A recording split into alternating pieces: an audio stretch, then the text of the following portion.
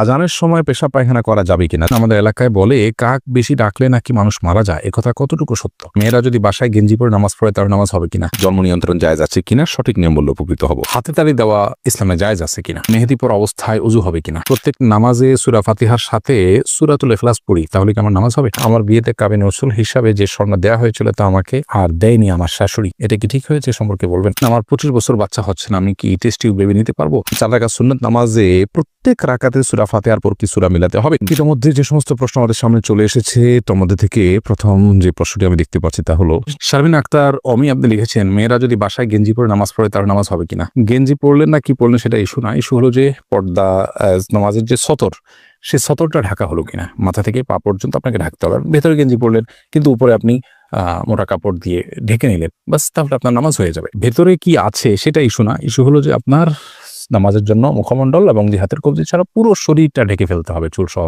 সেটা আপনি করেছেন কিনা কোনো কাপড় দিয়ে। ইরফানুল হক ভূঁইয়া লিখেছেন আমি ফজর নামাজ জামাতে পড়তে পারি না, অনেক সময় সঠিক সময় পড়তে পারি না, কাজা পড়তে হয়, বাকি সব নামাজ জামাতে পড়ি, এক্ষেত্রে গুনাহ হবে কিনা? অবশ্যই গুনাহ হবে। প্রত্যেক নামাজই সময় মতো আপনাকে পড়তে হবে। ইন্নাস সালাতা কানাত আল মুমিনিনা কিতাবাম মাওকুতা। অনেক ভাইরা আছেন সব নামাজ পড়তে পারেন, ফজর নামাজটা পড়তে পারেন না, তো ফজর নামাজ পড়ার জন্য আপনাকে রাতে তাড়াতাড়ি শুয়ে যেতে হবে, এসার পর শুয়ে যেতে হবে, দ্রুততার সাথে শুয়ে পড়তে হবে এবং ওঠার জন্য যত রকম উপায় আছে সব অবলম্বন করতে হবে। নামাজি মানুষদের সাথে থাকতে হবে, তাদের সহযোগিতা নিতে হবে, তারা যেন ডেকে দেয়।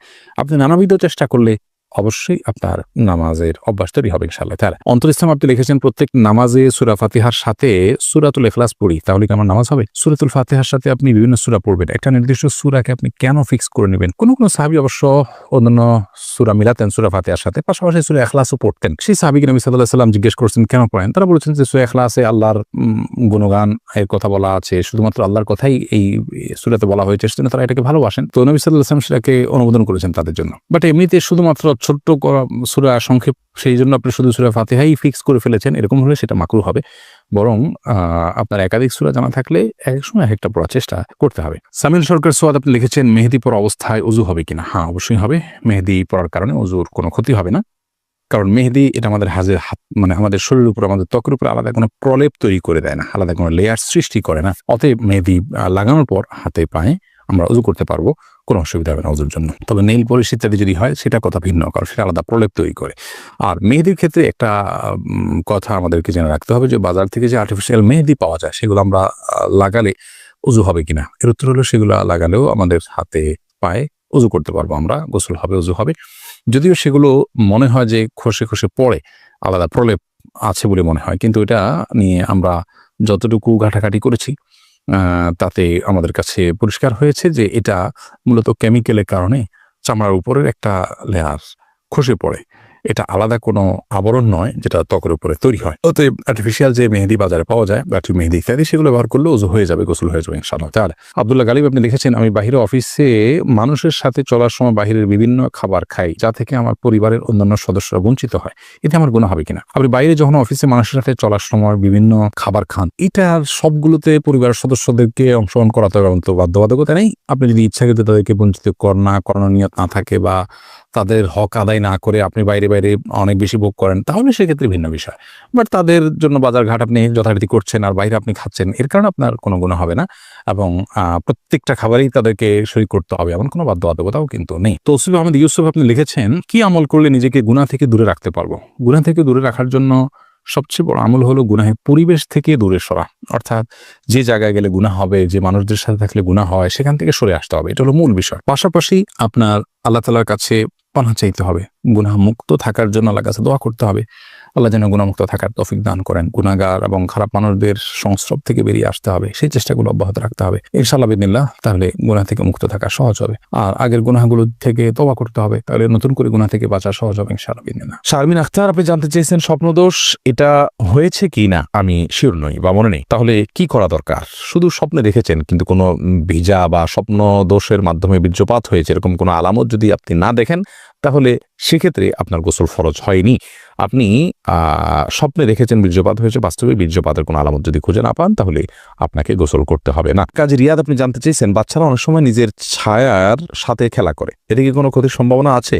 না, বাচ্চারা নিজের ছায়ার সাথে খেলা করলে এর জন্য বিশেষ কোনো ক্ষতির কথা আছে বলে আমার জানা নেই। মেহনাজ পারভিন আপনি জানতে চেয়েছেন, অনেক জায়গায় লেখাটা দেখেছি ফু দিয়ে মোমবাতি বন্ধ করলে দারিদ্রতা আসে, এটা কি সঠিক? এটি কুসংস্কার। ফু দিয়ে মোমবাতি বন্ধ করা যায় না, ফু দিয়ে মোমবাতি বন্ধ করলে দারিদ্রতা আসে এরকম কোনো বিশ্বাস রাখা যায় না। দারিদ্রতার সাথে এগুলোর কোনো সম্পর্ক নেই, এগুলো কুসংস্কার, এমনটি বিশ্বাস করা যাবে না। এটি বিশ্বাস ছোট শিরকের অন্তর্ভুক্ত হবে।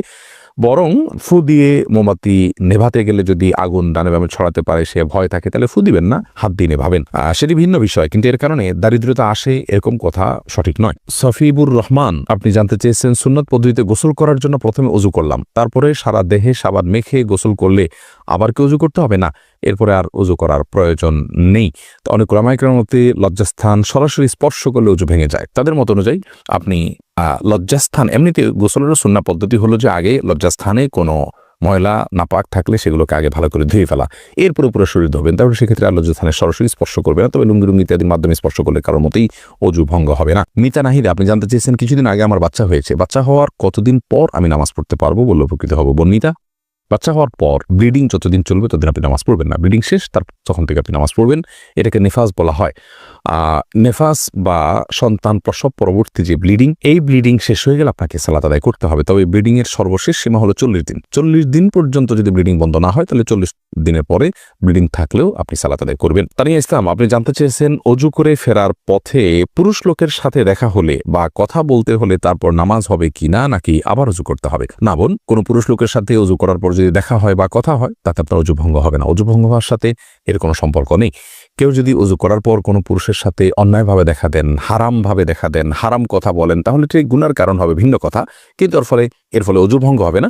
অজু ভঙ্গ হওয়ার সাথে অজু ভঙ্গকারী বিষয়গুলোর সম্পর্ক, যেমন অপবিত্র কোনো কিছু শরীর থেকে বের হলো কিনা, ঘুমালেন কিনা, অজুভঙ্গের কোনো কারণ পাওয়া গেল কিনা, এর সাথে হলো অজুভঙ্গের সম্পর্ক। সোহেল রানা সুজন আপনি জানতে চেয়েছেন, বাতের ব্যথার জন্য এক জাতীয় পাথরের মতো দেখতে এক প্রকার বস্তু লাগানো ব্রেসলেট যা হাতে ব্যবহার করা হয় আবার পায়ে কালো রাবারের মতো ব্যবহার করা হয়, সম্পর্কে হুকুম কি? ভাই সোহেল, এই জাতীয় ব্রেসলেটের কোনো বৈজ্ঞানিক কোনো ব্যাখ্যা আছে কিনা যে এটি মানুষের শরীরে বাতের ব্যথাকে দূর করে? যদি থাকে তাহলে এটি ব্যবহার করা যেতে পারে, এবং যদি বৈজ্ঞানিক কোনো ব্যাখ্যা না থাকে, এর যৌক্তিক কোনো লজিক্যাল কোনো কারণ না থাকে, নিছক এটি একটা ধারণা মানুষের থাকে, তাহলে সেক্ষেত্রে এটি ব্যবহার করা জায়েজ হবে না। আলমগীর হোসেন আপনি জানতে চেয়েছেন, স্মৃতিশক্তি বৃদ্ধির জন্য কি কি আমল করতে পারে? স্মৃতিশক্তি বৃদ্ধির জন্য একটি বিশেষ আমলের কথা একটি হাদিসে পাওয়া যায়, বিশেষ সূরা, বিশেষ সংখ্যক বার রাতে 2 রাকাত নামাজ পড়ে। সেই হাদিসটি সনদকে মুহাদ্দিসিন ইকরাম জয়ীব বলেছেন। স্মৃতিশক্তি বৃদ্ধির জন্য গুনাহ থেকে বেঁচে থাকা আর স্বাভাবিকভাবে আল্লাহর রাব্বুল কাছে দোয়া করা, এই দুটি বিষয় বিশেষভাবে উল্লেখযোগ্য। আর নির্দিষ্ট করে বিশুদ্ধ হাদিসে স্মৃতিশক্তি বৃদ্ধির জন্য কোনো আমলের কথা বলা হয়েছে বলে আমাদের জানা নেই। তমা আহমেদ জানতে চেয়েছেন, আজান দেওয়ার সাথে সাথে নামাজ পড়া যাবে নাকি আজান শেষে পড়তে হবে? আজান যখন চলছে তখনও কেউ চাইলে সালাত আদায় করতে পারে, কোনো অসুবিধা নেই। বিশেষ করে মা বোনদের কথা বলতে পারি, ওয়াক্ত হওয়ার সঙ্গে সঙ্গে তারা সালাত আদায় করবেন। মসজিদে আজান হচ্ছে, আজান শেষ হলেই তাকে সালাত আদায় করতে হবে এমন কোনো বাধ্যবাধকতা নেই।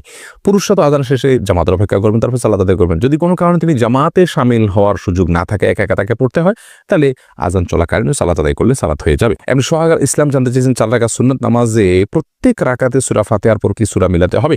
সুন্নত নামাজ হলে প্রত্যেক রাকাতে মিলাবেন। আরফিন আহমেদ সাগর আপনি জানতে চেয়েছেন, চিংড়ি মাছ খাওয়া জায়েজ হবে কিনা? জি, চিংড়ি মাছ খাওয়া জায়েজ আছে। এটাকে একসময় আমরা মাকরুহ বলতেন, এখন কেউই এটাকে আর মাকরুহ বলেন না, কারণ এটিও এক প্রকারের মাছ, যার কারণে এটি সম্পূর্ণ জায়েজ এবং হালাল। মারুফ হাসান লিখেছেন, হাতে তালি দেওয়া ইসলামে জায়েজ আছে কিনা? দেখুন, আনন্দ প্রকাশের জন্য আমরা অনেকে হাতে তালি দিয়ে থাকি। হাতে তালি দেওয়া এটা ইসলামের শরিয়ার দৃষ্টিকোণ থেকে প্রশংসনীয় কোনো কাজ নয়। তবে মেয়েরা ইমামের সাথে যখন জামাতে সালাত আদায় করবেন, পেছন থেকে লোকমা দেওয়ার জন্য তারা এইভাবে হাতের পিঠ এবং অন্য হাতের তালুতে আঘাত করে তারা ইমামকে সতর্ক করবে, এটি হাদিস দ্বারা প্রমাণিত। এর বাইরে সাধারণত যে হাতে তালি আমরা এভাবে দিয়ে থাকি অনেকে, এই হাতে তালিটা শরিয়া দৃষ্টিকোণ থেকে প্রশংসনীয় কোনো কাজ নয়। এর অন্যতম প্রধান কারণ হলো যে এটি অন্য ধর্মাবলম্বী মানুষদের সাথে আপনার সাদৃশ্য হয়। আর বিশেষ করে আরব জাহিলি যুগে আপনার মক্কার মুশরিকরা তারা বাইতুল্লাহর পাশে যে সালাত আদায় করতে করেন, এটা তারা সে সম্পর্কে বলেছেন। সেটা ছিল তাদের মুকা এবং তাসদিয়া, অর্থাৎ হাতে তালি দেওয়া এবং শীষ দেওয়া, এটা দিয়ে তারা ইবাদত করত। তো একজন মুসলমান হিসেবে আমরা কাউকে সাহস দেওয়ার জন্য মাশাআল্লাহ বলবো, আমরা অন্য কোনো ভাষায় অন্য কোনো শব্দ দিয়ে তাদেরকে আমরা উৎসাহ দিতে পারি, কিন্তু হাতে তালি দেওয়া এটা শরীরের দৃষ্টিকোণ থেকে প্রশংসনীয় কাজ না। কিন্তু কেউ যদি হাতে তালি দেন, এতে হারাম হবে ব্যাপারটা ওই পর্যায়েরও কিন্তু না। গুড থটস আইডি থেকে আপনি লিখেছেন, আমার বিয়েতে কাবিন ওসুল হিসাবে যে স্বর্ণ দেওয়া হয়েছিল তা আমাকে আর দেয়নি আমার শাশুড়ি, এটা কি ঠিক হয়েছে সম্পর্কে বলবেন? অবশ্যই অন্যায় হয়েছে, জুলুম হয়েছে। আপনার শাশুড়ি আপনাকে যে মোহর বাবদ যে স্বর্ণ উসুল লিখার পরও সেটি দেননি, সেটি তিনি আত্মসাৎ করেছেন বলে বিবেচিত হবেন এবং গুণাগার হবেন। আপনি এটি আদায় করার মতো কোনো সুযোগ আপনার থাকলে অবশ্যই আপনি সেটা আদায় করতে পারেন, সেটা আপনার রাইট। তামান্না আপনি লিখেছেন, আমার ফুফু মারা যাওয়ার আগে ওসিয়ত করেছেন বাবার বাড়িতে কবর দিতে, ওনার ছেলে মেয়ে দেয় নাই, এখন ওনার কবর নিচের দিকে দেবে যায়, এটা কি ওসিয়ত পূরণ না হওয়ার কারণে এখন করণীয় কি? না, এটার সাথে ওসিয়ত পূরণ না হওয়ার কোনো সম্পর্ক নেই। মৃত ব্যক্তি যদি কোনো ওসিয়ত করেন আর সেটা যদি ভ্যালিড ওসিয়ত হয়, ভালো বা বৈধ ওসিয়ত হয় শরীর দৃষ্টিকোণ থেকে, তাহলে সেই ওসিয়ত পূরণ করাতে কোনো অসুবিধা নেই। আর যদি সেই ওসিয়তের শরীয়ত দৃষ্টিকোণ থেকে সেই ওসিয়তের বৈধতা না থাকে বা সঠিক ওসিয়ত না থাকে, তাহলে সেক্ষেত্রে সেই ওসিয়ত পূরণ করা আবশ্যক নয়। কিন্তু ওসিয়ত পূরণ করা না করার সাথে কবর ডেবে যাওয়ার কোনো সম্পর্ক নেই। এই কবরকে যাতে ডেবে না যায় তার জন্য ব্যবস্থা গ্রহণ করা যেতে পারে। আর যদি এটা কবর ভেঙে নদী ইত্যাদিতে বিলীন হয়ে যাওয়ার আশঙ্কা থাকে, সেগুলো এটাকে স্থানান্তর করে কোনো কবরস্থানে নিয়ে দাফন করতে হবে। এরপরে ইসা রুহুল্লাহ আইডি থেকে আপনি লিখেছেন, আমার বয়স এখন 24, আমি মনে করি গুনাহ থেকে বেঁচে থাকার জন্য আমার এখন বিয়ে করা জরুরি, কিন্তু আর্থিক সঙ্গতি বা বাবা মায়ের আগ্রহ নেই, এখন আমার করণীয় কি? ইসা, বাবা মাকে আপনার বিবাহের প্রয়োজনীয়তা অন্য কাউকে দিয়ে বোঝানোর চেষ্টা করতে পারেন, এলাকার মানুষরা বা অন্যদের সহযোগিতা নিতে পারেন। আর আপনিও নিজে উপার্জনের জন্য চেষ্টা করুন, ক্ষুদ্র থেকে ক্ষুদ্র কোনো উপায় থাকলেও আপনি সেটা চেষ্টা করুন। এবং সেই সাথে তৃতীয়ত আপনার জন্য পরামর্শ হলো, গুনাহের পরিবেশ থেকে বাঁচার চেষ্টা করুন। আপনি মেয়েদের সাথে সংস্রব, তাদের সাথে সম্পর্ক, এগুলো থেকে আপনি দূরে থাকুন, তাহলে ইনশাআল্লাহ বিদিনল্লাহ আপনার গুনাহমুক্ত জীবন রাখা সহজ হবে। জেসমিন আলম আপনি লিখেছেন, আমার 25 বছর বাচ্চা হচ্ছে না, আমি কি টেস্ট টিউব বেবি নিতে পারবো? টেস্ট টিউব বেবি নেওয়াটা অনেক শর্ত সাপেক্ষে জায়েজ। এর ভিতরে অন্যতম প্রধান শর্ত হলো যে স্বামী স্ত্রী পরস্পরের আপনার ডিম্বাণুশীকরণে হতে হবে, অন্য কারোরটা হতে পারবে না। দ্বিতীয়ত হলো, এটা করতে গিয়ে হস্তমৈথুন অথবা পরপুরুষ বা পরনারী তাদের কাছে আপনার পর্দাহীনতা বা সতর্কহীনতা যেটা সেটা হতে পারবে না।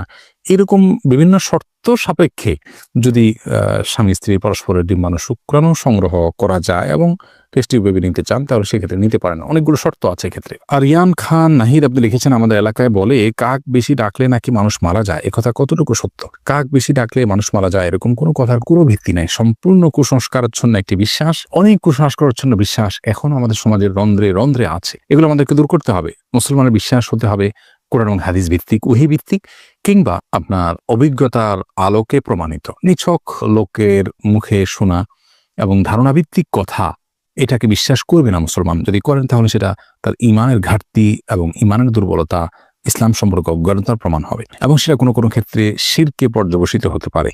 হালিমা বেগম জানতে চেয়েছেন, গাছের মেহেদি পাতা কি পায়ের নখে দেওয়া যাবে? কোনো অসুবিধা নেই। অনেকে মনে করেন যে মেহেদি পাতা পায়ে দেওয়া যাবে না, যেটি দাড়িতে দিতে হয়, চুলে দিতে হয়, এমন কোনো কথা নেই। তেলও তো দাড়িতে চুলেতে দিতে হয়, পানিও তো আমরা মাথায় দিই, সেটা আবার পায়েও দিই। অতএব এটা কোনো কথা নেই, এমন কোনো কথা নেই যে মেহেদি পাতা পায়ে দেওয়া যাবে না, নখে দেওয়া যাবে না। ইসরাত আলিজা আপনি জানতে চেয়েছেন, শরীরে কোনো অংশে ব্যান্ডেজ লাগানো থাকলে ফরজ গোসল হবে কি না? যদি কোনো অংশে ব্যান্ডেজ লাগাতে হয়, ব্যান্ডেজ করাটা তার জন্য ক্ষতিকর হয়, অসুবিধার হয়, তাহলে সেক্ষেত্রে যে অংশে ব্যান্ডেজ লাগানো আছে ওই অংশ বাদে বাকি অংশে আপনি পানি ঢেলে যদি ধৌত করেন আর ব্যান্ডেজের উপরে শুধু ভিজা হাত দিয়ে মুছে নেন, তাহলে আপনার গোসল হয়ে যাবে। আর যদি ব্যান্ডেজটা এরকম জায়গায় হয়, কথার কথা পেটে বড় করে ব্যান্ডেজ আছে, তাহলে সেক্ষেত্রে আপনি উপরের অংশে কোনোভাবে পানি দিতে পারছেন না, দিলেই ব্যান্ডেজ ভিজে যাবে, তাহলে সেক্ষেত্রে আপনি অবশ্যই তেমন করে সালাত আদায় করতে পারবেন। যে প্রশ্নে আমি দেখতে পাচ্ছি, নাসরিন আক্তার চাঁদিনী আপনি জানতে চেয়েছেন, সোনা দিয়ে কি দেনমোহর শোধ করা যায়? যে কোনো কিছু দিয়েই দেনমোহর শোধ করা যেতে পারে। শাহান রাফসান আপনি জানতে চেয়েছেন, নামাজের মধ্যে মুখে যদি দাঁতের ভেতর থেকে কোনো কিছু খাবার বের হয় তাহলে কি নামাজ হবে? সামান্য যদি কণা টনা জাতীয় হয় কোনো অসুবিধা নেই, তাতে নামাজ হয়ে যাবে। দাঁতের মধ্যে কণা ছাড়া তো আর বড় কিছু থাকার কথাও নয়, অতএব এটি জায়েজ হবে ইনশাআল্লাহ। হ্যাঁ, যদি মুখের ভিতরে কোনো খাবার রেখে আপনি নামাজ দাঁড়িয়ে যান আর ওটা খেতে খেতে নামাজ পড়েন, আপনি গিলেন খান, তাহলে তো আপনার নামাজ হবে না। মেহরুন রিয়া আপনি জানতে চেয়েছেন, দেনমোহর যদি না নেওয়া হয় তাহলে কি কিছু হবে? না, দেনমোহর যদি আপনি গ্রহণ না করেন আপনার স্বামীর কাছ থেকে, ধার্য হতে হবে, আপনি নিলেন না, তাকে ক্ষমা করে দিলেন বা মওকুফ করে দিলেন, তাকে দায়মুক্ত করে দিলেন, তাহলে সেটি কারণে আপনাদের বৈবাহিক সম্পর্কে কোনো প্রকার অসুবিধা হবে না। আল্লাহ তাআলা কোরআনে কারীমে বলেছেন, যদি মেয়েরা দেনমোহরের ব্যাপারে কোনো ছাড় দেয়, স্বামীকে কোনো অংশ ছাড় দেয়, তাহলে স্বামীদেরকে আল্লাহ তাআলা বলেছেন ফাকুলুহু হানি আম্মারি, তাহলে সেটা তোমরা সন্তুষ্ট চিত্তে খেতে পারো, ভোগ করতে পারো, তোমাদের স্ত্রী তোমাদেরকে ছাড় দিয়ে। এমনি মাহবুর রহমান জানতেছেন, একামতের সময় মুসল্লিরা কখন দাঁড়াতে হবে? একামতের সময় মুসল্লিদের নির্দিষ্ট কোনো বাধ্য করে দেওয়া হয়নি যে এই সময় দাঁড়াতে হবে। আমরা অনেকে মনে করি যে কাদ কামাতিস সালাহ বললে তখন দাঁড়াতে হবে, অথবা হাইয়া আলাস সালাহ হায়াল ফালাহ বললে তখন দাঁড়াতে হবে, এরকম কোনো কিছু কিন্তু আবশ্যক নয়। আমাদের শুরুতে বা মাঝে যে কোনো পর্যায়ে মুসল্লি দাঁড়াতে পারবেন। মোহাম্মদ আবু জাহেদ আপনি জানতে চেয়েছেন জন্ম নিয়ন্ত্রণ জায়েজ আছে কিনা, সঠিক নিয়ম বললে উপকৃত হব। জন্ম নিয়ন্ত্রণ করা ইসলামের দৃষ্টিকোণ থেকে জায়েজ রয়েছে দুটি শর্ত সাপেক্ষে। প্রথম শর্ত হলো সন্তান জন্ম নিলে সে কি খাবে বা তাকে আমি কি খাওয়াবো, এই মুহূর্তে আমার উপার্জন নেই, অথবা এই মুহূর্তে তার জন্ম হলে আমি অর্থ কষ্টে ভুগবো, এরকম শঙ্কা থেকে জন্ম নিয়ন্ত্রণ করা জায়েজ নাই। কারণ আল্লাহ রাব্বুল আলামিন কোরআনে কারিমে বলেছেন লা তাকতুলু আওলাদাকুম খাশিয়াতা ইমলাক নাহনু নারযুকুহুম ওয়া ইয়াকুম, তোমরা তোমাদের সন্তানদেরকে কি খাওয়াবে এই চিন্তা থেকে হত্যা করে ফেলো না, কারণ আমি তাদেরকে এবং তোমাদেরকে উভয়কে রিজিক দান করব। অতএব রিজিকের ভয়ে জন্ম নিয়ন্ত্রণ করা জায়েজ নাই। যদি কেউ এই চিন্তা থেকে জন্ম নিয়ন্ত্রণ করে যে আমার স্ত্রীর স্বাস্থ্যগত দিক থেকে তিনি এখন সন্তান জন্ম দেওয়ার জন্য ফিট নন, অথবা ডক্টর নিষেধ করেছেন যে এত বছর পর্যন্ত সন্তান ধারণ করা উচিত হবে না, অথবা এমন কোনো জায়গায় আছেন যেখানে আসলে এই মুহূর্তে আরেকটি সন্তান হলে সেটাকে লালন পালন করা কঠিন হবে, বা একটা ছোট সন্তান আছে মায়ের দুধ খাচ্ছেন, আরেকটা সন্তান আসলে মায়ের জন্য লালন পালন করাটা টাফ হয়ে যাবে, সেরকম লোকজন নাই, অর্থাৎ পারিপার্শ্বিক কারণে যদি জন্ম নিয়ন্ত্রণ করা হয় সেটা জায়েজ রয়েছে। দ্বিতীয় শর্ত হলো যে যদি স্থায়ীভাবে না করা হয়, অস্থায়ীভাবে করা হয়, সে অস্থায়ীটা 2 বছর 4 বছর 6 বছর 10 বছর পর্যন্ত হতে পারে, সমস্যা নেই।